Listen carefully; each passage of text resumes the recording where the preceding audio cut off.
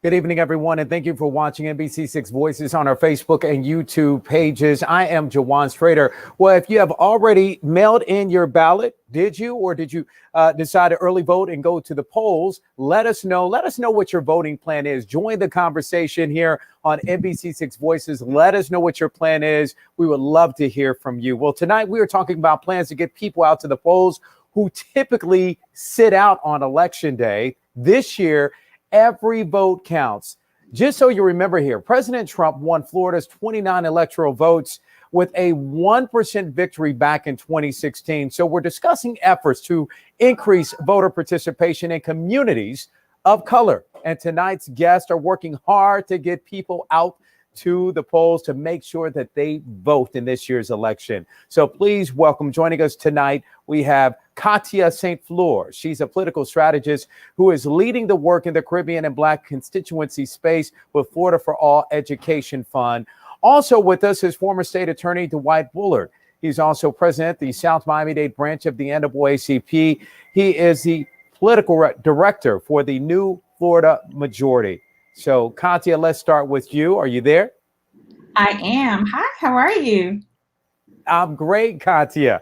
Okay, well, I can't see you right now, so I know we are probably working on that right there. So I'm going to wait for Jamel to let me know what's going on. So I can hear you, but I just can't see you right now, which means everybody else can't see you. So let's start off and let's talk about some of the measures specifically that you're taking in order to get people out to the polls.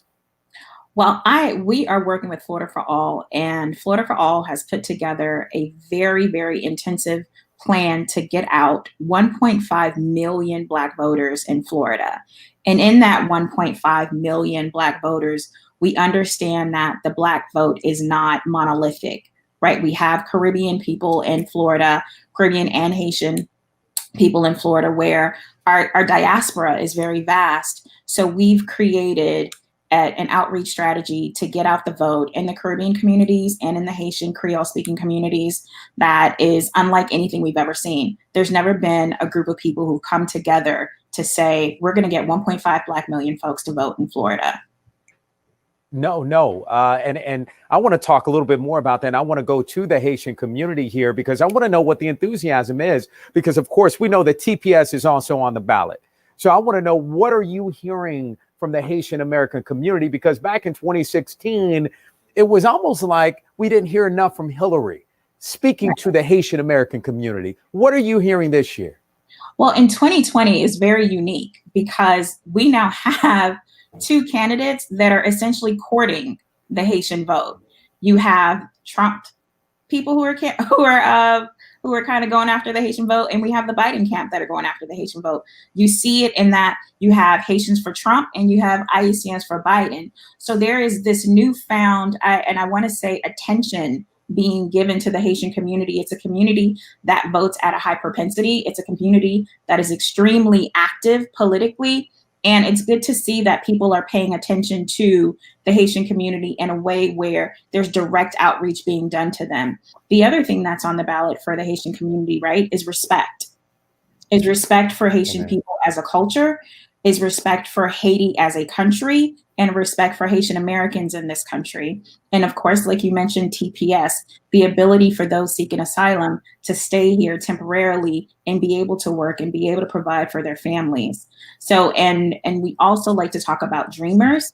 A lot of times people think about dreamers in the sense of dreamers being just Mexicans and people from Spanish-speaking countries, but there are thousands of young people from Haiti that are also dreamers that would like to be able to attend college and pay state tuition fees. So all of those things are on the ballot for the community. And the same things that apply to Black people in general also apply to the Haitian community. We want access to healthcare. We want good education for our children. We want good paying jobs. And we want to make sure that our communities are safe and that we have a criminal justice system that doesn't attack us and protects us. Amen to that. And let's go now to Dwight Bullard. And Dwight, I want to hear from you as far as the things that you've been doing and your organization as far as trying to get people out that normally would maybe not vote in an election. But what are you doing differently this year?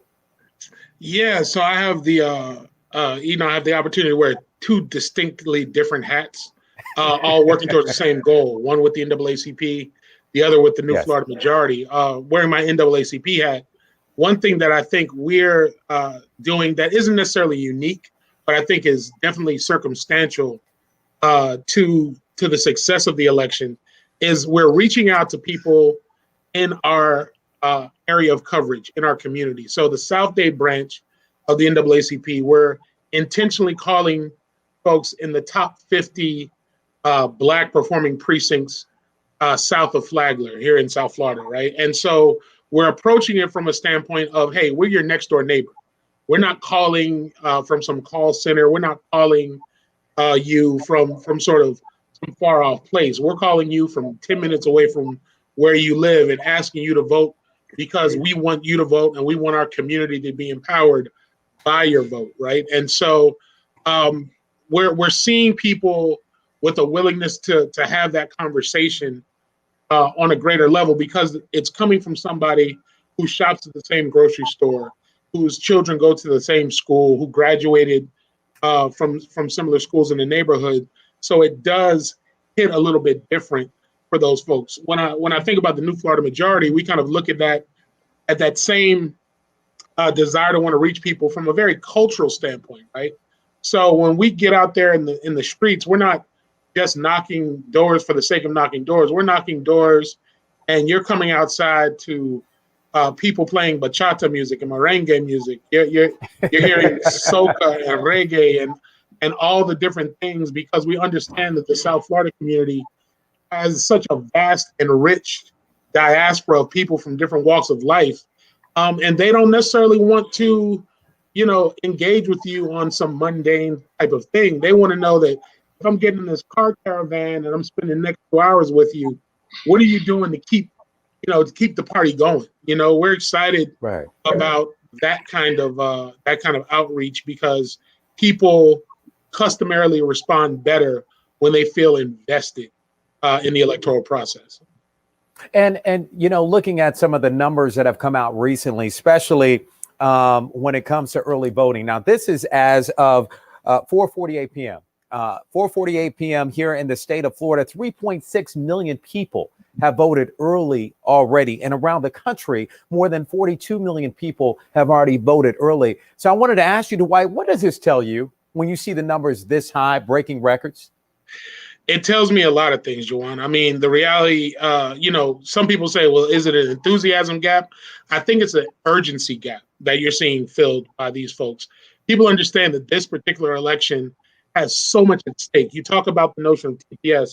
One of the things that is often lost in that conversation is that there's an overrepresentation of Black people who are being detained by ICE. You understand? That means that our Haitian brothers and sisters, our Jamaican brothers and sisters are the ones that are disproportionately being affected by bad immigration policy. When we think about the economy, we oftentimes say when the American economy catches a cold, the Black community catches pneumonia, right? So when we talk about what these jobs are going to look like, how people are going to benefit from programs, et cetera, it's that kind of urgency from communities of color because they're oftentimes the ones that are most marginalized under these circumstances.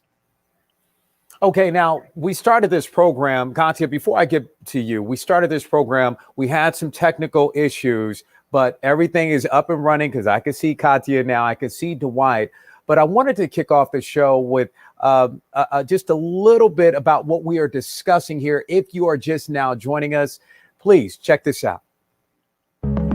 With less than 2 weeks to go, the race is on to make every vote count in Florida. In our area, that means getting people to the polls who typically sit on the sidelines on Election Day.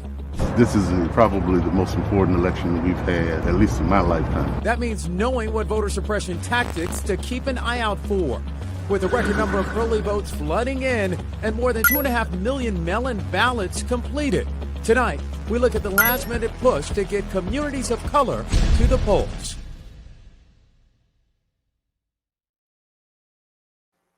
And I love that last shot right there with the rainbow showing people standing in line.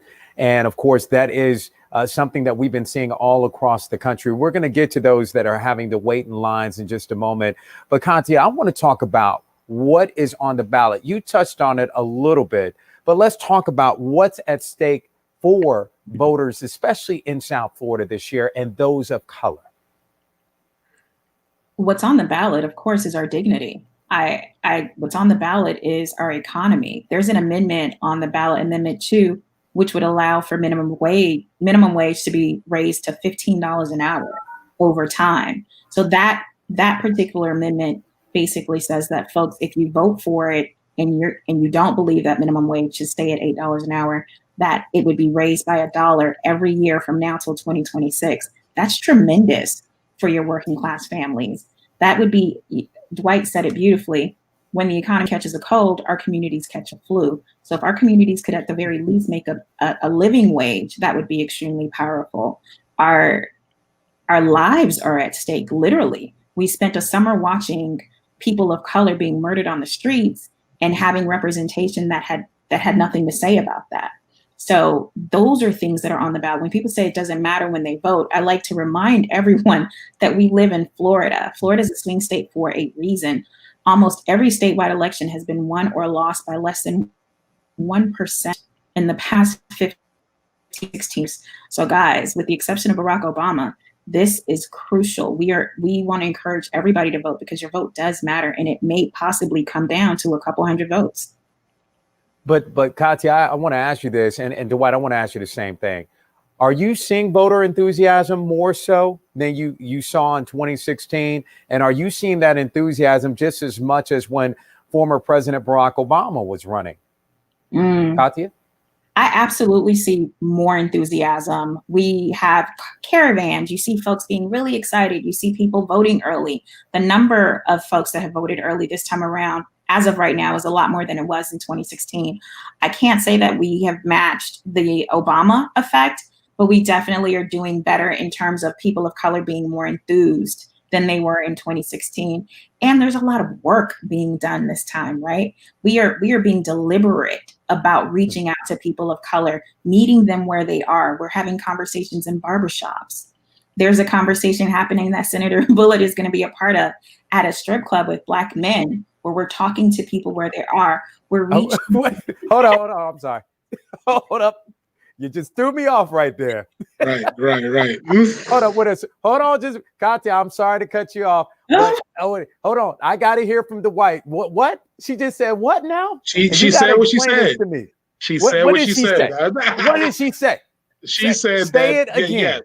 Yes, indeed. So we're gathering a group of Black men on the weekend, and we're meeting up at a strip club here in Miami to have a conversation about why it's important for Black men to get out and vote. I mean, and that's uniquely different. Hold on. Can you tell me why the strip club though, brother? Why not? Why not the coffee shop? Because you got to meet people where they are, Jawan. I mean, at the end of the day, we've done the churches, we've gone to the fraternities and sororities, we've talked to the people who we assume to be the voter turnout, yet people keep getting left behind. When you think about places like Michigan, when you think about Florida, which is uniquely different, we left over 300,000 Black votes on the table in 2016 and only lost the state by 112,000 votes total, right? And so when you hear numbers like that, and then you talk to people over the course of the last 4 years, like I have, who are like, I wasn't even registered, I didn't care who was on the ballot, it didn't matter. They're given all these things. It becomes we talk about the enthusiasm gap. What I'm seeing that's uniquely different than 2008 or 12 is that those voters felt they wanted to be part of history. There was a history maker on the ballot, and they wanted to be a part of that. These folks who are standing in these lines now are voting because they haven't seen their grandparents in 6 months. They're voting because, they're trying to figure out when their kids actually going to be able to go back to school. You've got people who are facing eviction. Those are the kinds of people that are voting now. They're voting with a sense of urgency around what they're experiencing on a deeply personal level. And so if I gotta risk it all and go to a strip club on the weekend to talk to brothers, I'm gonna go ahead and risk it all. If you gotta, I tell you, man. I mean, if somebody has to pull your arm to go to the strip club, if you gotta twist my arm, I'm gonna go ahead and do it. But honestly, Katia, on a serious note, that is a unique approach, though. Is going to places where you normally would not go in order to try to convince people to go out to the polls and vote, because these are people that don't expect to be reached maybe at a strip club. Absolutely. And it's meeting people where they are. We're having conversations with men in strip clubs and barbershops. We're at Jamaican restaurants, we're at Caribbean restaurants, we're at the bakeries. We are hitting the streets to get to you. You do not have to come to us. Knocking on doors is cool, but going to where folks go on their everyday life, doing the things that they normally do, just as a reminder. I think sometimes as people who are in the midst of it, we forget that the average person is busy working, right? They're busy trying to feed their families. They're busy trying to make it happen on a minimum wage. So it's our job, if we want to get them engaged, not to point fingers and say, oh, you need to vote. It's our job to come to them and say, this is why you should vote. Amen. And let's talk now about voter suppression, because now we're talking about getting people to the polls. Okay, boom. Hey, we get them to the polls. Finally get them there. All of a sudden, they're standing in line at the polls. And you know what? I see a police officer in uniform wearing the mask of a particular campaign, whether it's President Trump, whether it's the Biden-Harris campaign, which apparently is not legal, but a form of voter suppression. Also, I'm having to stand in line for 3 hours, sometimes 4 hours or more in order to vote. All these things are forms of voter suppression. And then I'm getting an email from an anonymous source claiming that if I vote a certain way, then they're going to expose me. They're going to come to my house. They're going to do different things to me and my family. How do you deal with this if you are a voter? And are these things legal? And what can be done about it? Dwight? Well, what we've been doing both through the NAACP as well as Florida for All and New Florida Majority is we've been recruiting folks who want to step up as poll monitors. We're encouraging folks to sign up during the time period where poll workers were being hired. We wanted to make sure people stepped into the gap, learned how the system works, so that they could be a part of it and help ease the process for folks. But you're right? That we always tell these stories about, man, these people are standing in line for 4 or 5 hours waiting to vote. In a democratic society, that should not be the case. And we really do need to fix the system that ends up requiring people to wait in these 2-3 hour lines. We need to fund things better. We need to make sure there are enough machines. We need to make sure that we are compensating the workers at the supervisor of elections office in a proper way that keeps them wanting to be out there. As Katia pointed out, Amendment 2 is going to raise the minimum wage. Prior to this year, you had poll workers that were making less than $10 an hour to do these jobs. And so when you're trying to recruit people to do it, who are you getting and how is that training going to work? But then let's take it a step further. And because you did bring up the police officer with the mask, that is voter intimidation. And too often the Black community has been exposed to intimidation, voter suppression, in all its facets and forms, whether it is heightened police presence at certain polling places, whether it is inadequate machines or inadequate systems at certain polling places. These are things that are being done by design, not by accident, not by some sort of, I forgot that this was happening. These are tactics that have been used time and time again to impact our community. And so what I would say and message to to folks that are out there is, understand what it is you're voting for. You're voting, that is on the ballot. Your democracy is on the ballot. And so once you cast that ballot, the other 364 days of the year, you need to be advocating at County Hall, in Tallahassee, in Washington, to make sure stuff like this doesn't happen again.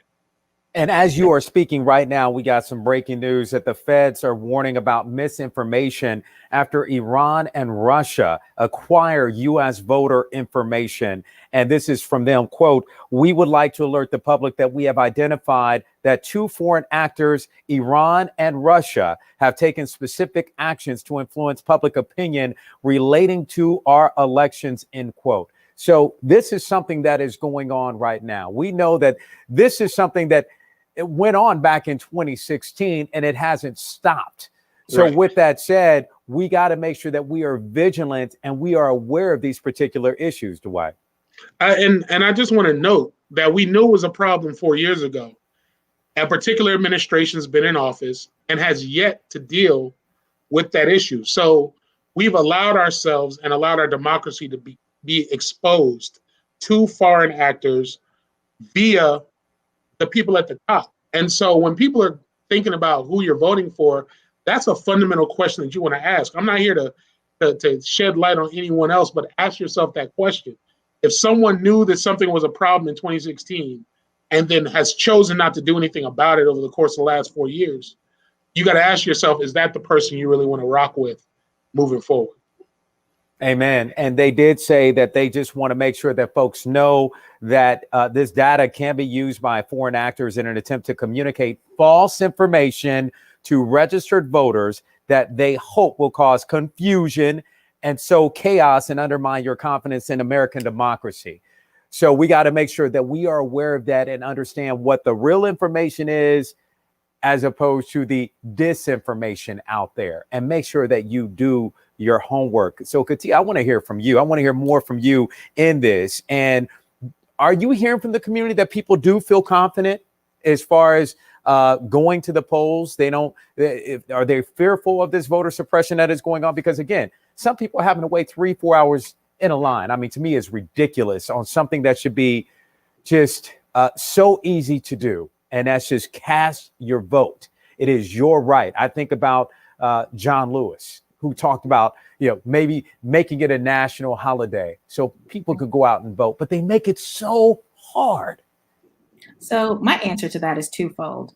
In protecting the rights and protecting people, especially those of us that aren't from the United States but are citizens now, we have implemented and we have recruited poll monitors and poll workers that speak Creole, and poll monitors and poll workers that are of Caribbean descent, because sometimes there's a cultural nuance that's necessary in communicating with folks. So we wanted to make sure that we can help people as much as possible. The other thing that I like to share with young people is whenever people go through great lengths to ensure that you are not participating in something, it must be important. So stand in that line, even if it's a defiance. Make sure that no one gets in the way of what is your constitutional right in this country. They want us to believe that the lines are too long to stand in. So we encourage everybody, if you're going to go vote, grab a chair, grab a snack, have a plan, and just be ready to stand in line. It isn't fair that in our communities, we have less polling sites. In our communities, the lines are longer. Let's show them that their efforts are not going to stop us from voting. No one's going to get in the way of us doing what it is that we are supposed to do to have power in this country, to have a voice in this country. So again, as an act of defiance, if only defiance, right? Make sure that no one can stop you from doing what it is that the Constitution says that you have the right to do. Hey man, I got goosebumps right now. I'm ready to vote right now, but I'm early voting with the family on Saturday. That's what we do. We make it a family event. I take my kids with me, my wife, my mama.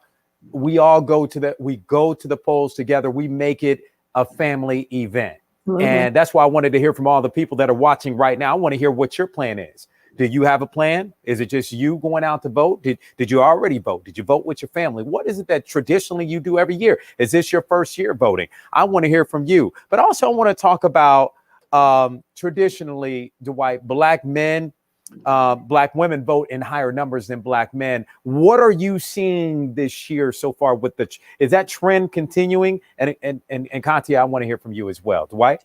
Well, interestingly enough, the numbers from the first day of early voting actually showed Black men really turning out, and surprisingly outperforming Black women in the initial results. That's not to say that Black women aren't going to show up, because they always do, and they're always going to hold down democracy in spite of the efforts of others to try and snatch it away. But it was surprising to see the energy around Black men really wanting to be involved. I was on a conversation last night with a group of Black chefs that want to be involved in this process. They were like, how can we help? Can we cook something and come out to the polls? I was like, absolutely. Folks are on these lines. So if you got a food truck, if you got a ice cream cart, and you want to be involved, be involved. Like these are part of the efforts to make sure that we hold each other accountable to preserve our democracy. Amen. Katia, what are you saying? What Dwight said is true. Like, we're making extra efforts to reach out to Black men. We're targeting, we're texting, we're emailing, we're calling young Black men in particular to make sure that they vote. You guys see there on the screen, FloridaWill.vote. If you have not already come up with a plan and you need to know where your early voting sites are, you can go to that website and get more information. And the other thing that we've been pushing very, very hard, Jawan, is 20 for 20. We are encouraging everyone, especially our folks that are social media savvy, to get 20 people to the polls. Post anything about voting. Just make sure that you text, tag, WhatsApp 20 people to get them there as well. I like to tell folks, we do a lot of sharing. We share memes, we share jokes, we share gossip. Why don't we collectively share the will to vote? Each one teach one. Let's own this thing. In a democracy, we live with the decisions of the collective. So as a collective, the Black community can make this thing happen so that our communities are well represented. Oh, I love that. That is so, so, so true. I love that. And lastly, from the both of you, and I want to hear from you. So Katia, I'm going to start with you. Explain to folks why they need to vote. Why do they need to vote this year in the 2020 election? Sometimes people, we like to say it's important that you vote because people died for you to have the right to vote. And many times we think that's so far behind us. If for no other reason, we need to vote for Breonna Taylor. We need to vote for George Floyd. We need to vote for these people because they cannot vote. They do not have a voice. They could not control what happened to those that murdered them. We marched up and down the streets in anger and hurt this past summer. This is our opportunity to march to the polls. This is when we will be heard. They can ignore us when we're marching, but they cannot ignore us when we vote. So that is my strongest message. Vote, make sure that your crew votes, make sure that your family votes, and it's our right. We just shouldn't leave that on the table. Dwight? Democracy isn't just a noun, it's a verb. It requires action. When we think about a government by the people and for the people, if you're sitting around saying, well, I'm not going to vote or I'm not going to participate, then you're not for the people, right? And so if you want to be about this life of changing things, of making your community and situation better, as John Lewis said so eloquently before, many times over before he passed, voting is the most effective nonviolent tool in the toolbox, right? And so we all have to be about this business of holding one another accountable, not just the government, but each other in terms of how we show up and how we show out when it comes to changing our trajectory and our lives collectively. Amen. Amen. Katia, Dwight, thank you guys so much for your inspiring words. Thank you for joining us for this all-important conversation about getting to the polls. And I want to encourage all of you out there. I don't care what side you vote on. I know how I'm voting, but how are you voting? Are you voting? Make sure you exercise the biggest right that you have in you. And that's just by going to the polls and voting. So I thank you both for joining me for this all important conversation. Now, I did invite someone from the Trump campaign to come on the show. Unfortunately, they were unable to attend and join our conversation here this evening, but I thought we had a very important conversation. And everyone out there, we want to make sure that you are informed before you cast your ballot. Make sure you do your homework. Well, we have everything you need here at NBC6. Everything you need to know about voting in South Florida, including local races, early voting, voting by mail, and issues on the ballot. Just search Decision 2020 at NBC6.com. All the information is right there. So be sure to follow us on Facebook as well as Twitter. Follow me at Juwana NBC6. Again, I want to thank all of you for joining me for this important conversation. It's going to be very interesting, and I can tell by the numbers that people are listening. And I want to make sure that people know that those that came before us, like John Lewis, they did not die in vain. They put together some hard work, and we're going to make sure that they are remembered by going to the polls and casting our vote. So thank you so much. And remember, as you heard from this conversation, education is the key to success. If you believe, you will succeed. Have a great evening. Thank you.